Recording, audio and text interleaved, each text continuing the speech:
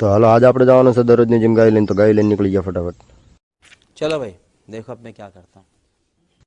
તો ગાય લઈને નીકળી ગયા ને વચ્ચે આવી એક નાનકી એવડી નદી, પણ કઈ વાંધો નહીં, જવું તો પડશે જ ને, નકર ઘરે જઈએ તો બાપા પાઠો લે. तुम्हें शर्म है कुछ?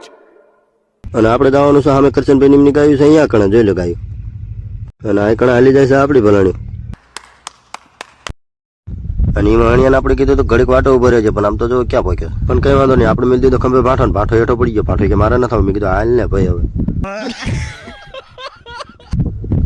તો હવે આપણી ગાયું સડી જશે રોડ, અને આ કણે જો આપણું તલાવ છે ખેતરમાં, તમારે ના હોય તો કહેજો, આપણે તો નહીં ના આવે. तुम्हें शर्म है कुछ? તો એમાં આપણી ગાય રોડે રોડે હાલી જતી હતી, એમાં આપણી જર્સી ગાય બધાને મારતી હતી, તો જર્સી એમ કહેતી હતી કે હું હાલું ને બીજાને હાલવા દઉં ને, મેં કીધું ભાઈ હાલવા દે ને. તો હવે પહોંચી જાય છે આપણે કરશનભાઈ એમની ગાયું ભેગા. તો હવે પહોંચી જાય છે આપણે કરશનભાઈ ફાયાના. કરશનભાઈને થોડી ઘાણી કરી લેવા લો.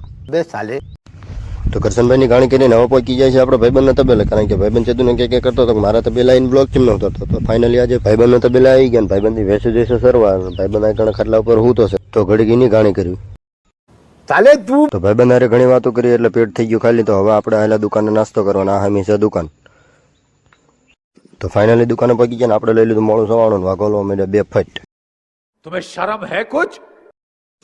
અને હવે આવી ગયા છે આપણે પાછા ગાયમાં, ના કણે હાલી જાય છે આપણી ગાય. તો પડી જશે સાંજ ને આપણે આવેલા પાછા ઘરે જવાના. આખો દી ગાય સારી એટલે માથામાં સોટલી થઈ જાય, તો તમે જોઈ શકો. अच्छा. તો કંઈ વાંધો નહીં, સોટલી ખીતો થઈ જશે એની તમે લાઈક કરી નાખો, બ્લોગ કેવો લાગે કમેન્ટમાં બતાવી દેજો. તો હાલો હવે બાય બાય, ટાટા.